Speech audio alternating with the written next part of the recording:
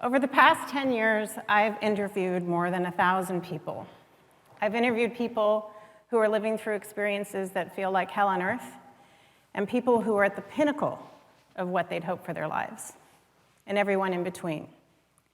And what I've learned from the process of exchanging stories is that our values help determine our priorities, and our priorities help tell our story.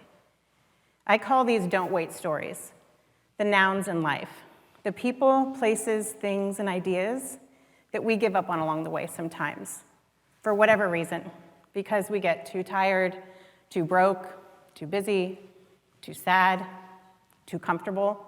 You see where I'm going with this? You can choose your own adjective when it's your story. My story begins in Mrs. Schulbe's kindergarten class. How many of you here loved school from the very start? Loved a fresh box of crayons and the smell of paste in the classroom? I'm with you. I loved a freshly sharpened pencil, a blank sheet of paper. I loved walking in the classroom and seeing the alphabet neatly stapled to the side of the wall. I loved learning that letters, when properly combined, created words, and words created sentences. I loved paying attention in class and raising my hand and having the answer. I loved learning so much that my parents were called to a meeting with the principal and my teacher. They said, Lisa turns her work in on time, sometimes early. She writes short stories for extra credit. She writes poetry for fun, and she's always reading a book. Perhaps she's understimulated, and we should bump her to 4th grade. And this was the middle of 3rd grade. My parents declined.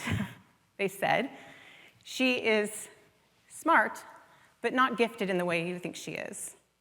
Her ambition exceeds her ability. So I stayed put in the 3rd grade. This is about the time my parents took my brother and me to see the movie Rocky. Have all of you seen the movie Rocky?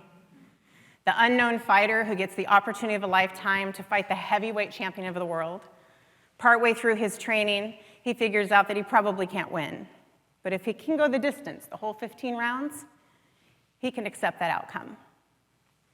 I didn't realize at the time that Sylvester Stallone had written the screenplay for Rocky.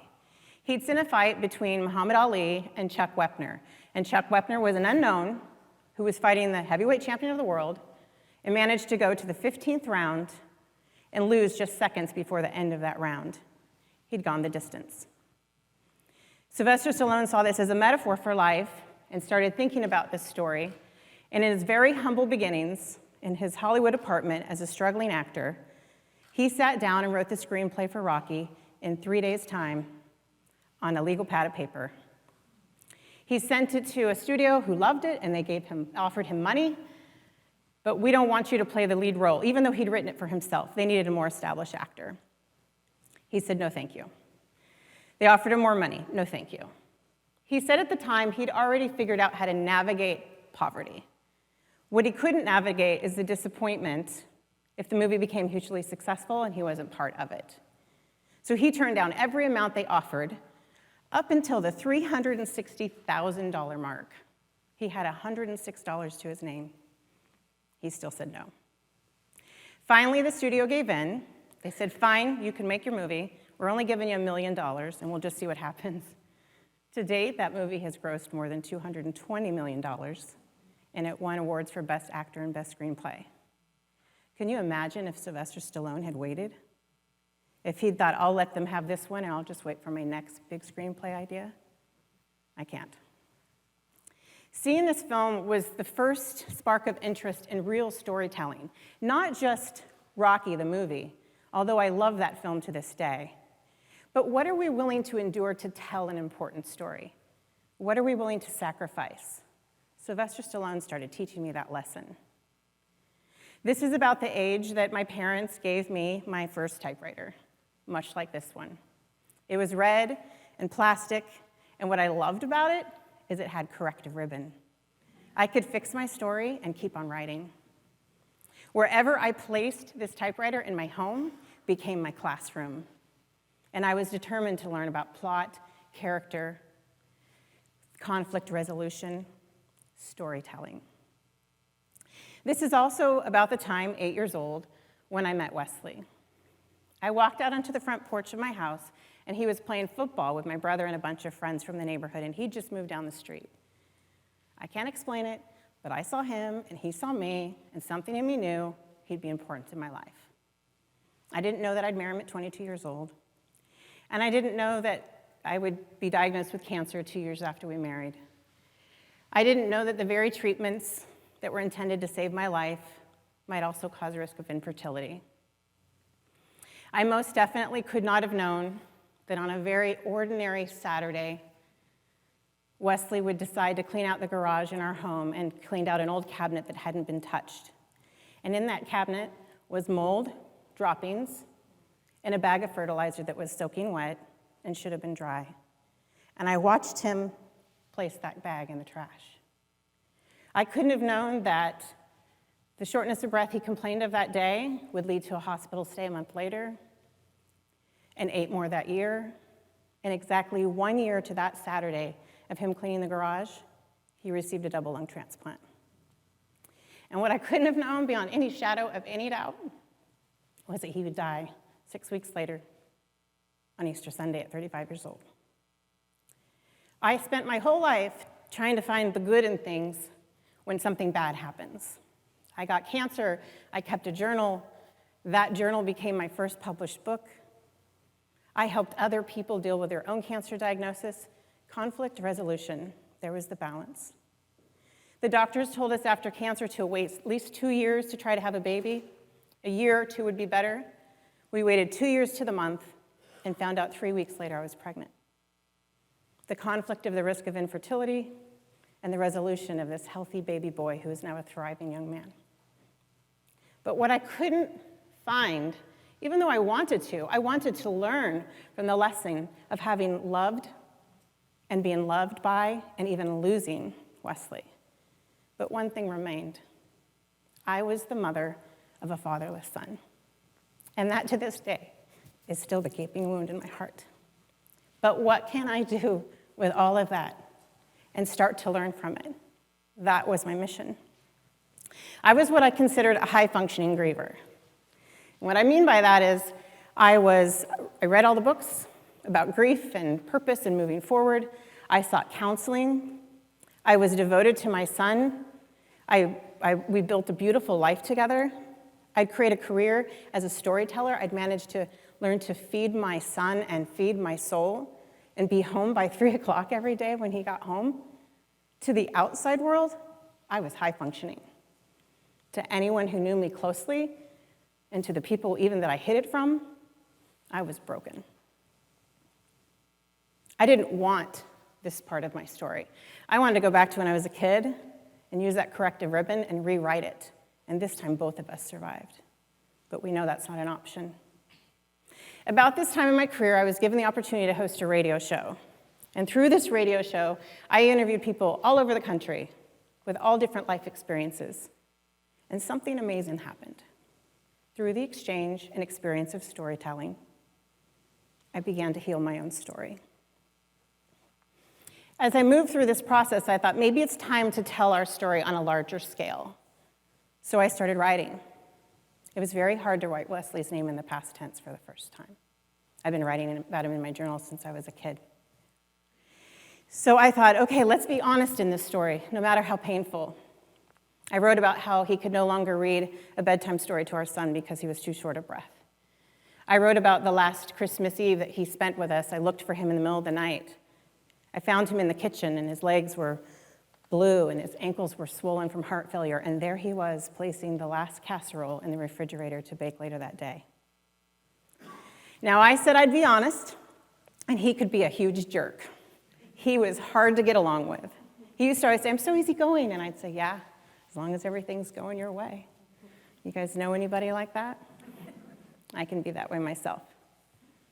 But here's the thing. When someone's willing to remove their lungs, have them removed and replaced with a stranger's just to get a couple more years with his family, you kind of let the little stuff go.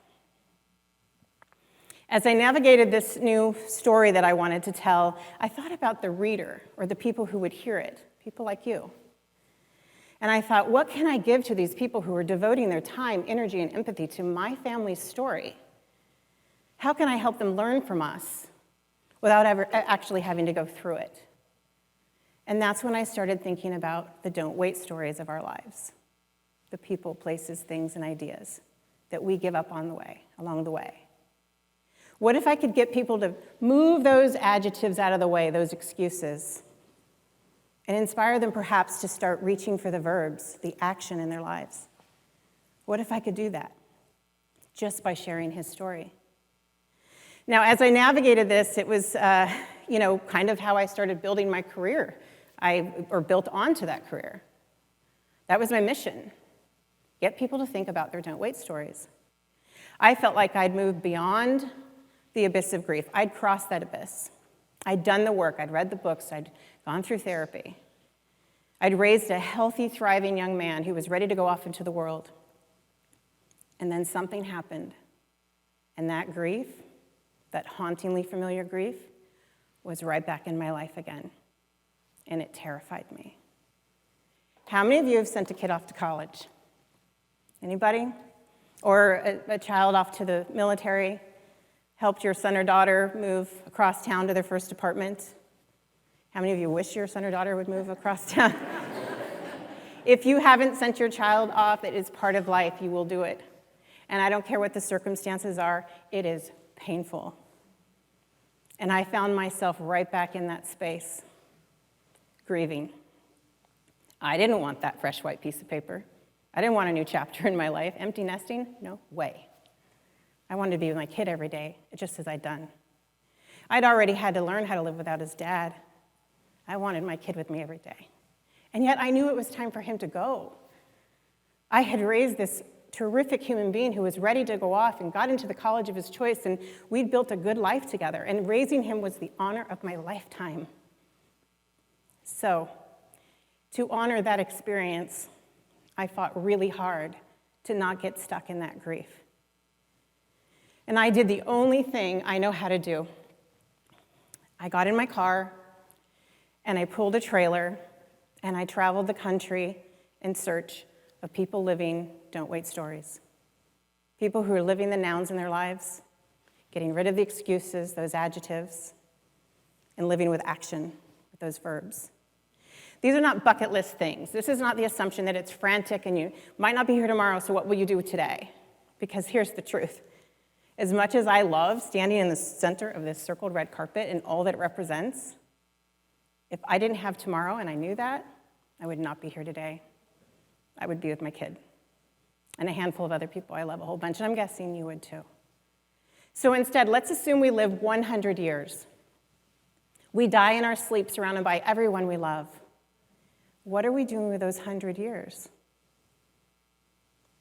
What are we doing with that time? I am here really just for one reason, to ask you one question. What is your don't wait story? What are you willing to go through to help tell it, or to at least live it? Not everyone will stand on a stage and tell their story. Not everyone will even speak it aloud to someone else. But we are meant to live that kind of life. If there is a person that you have wanted to call, but you haven't, please don't wait. Pick up the phone.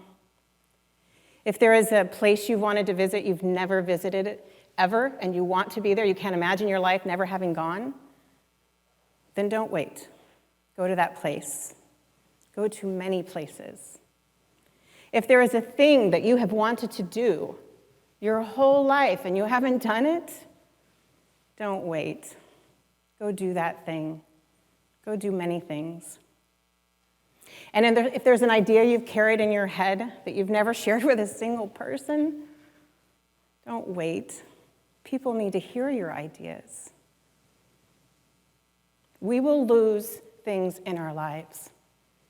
We will lose jobs, finances, houses, friendships, marriages.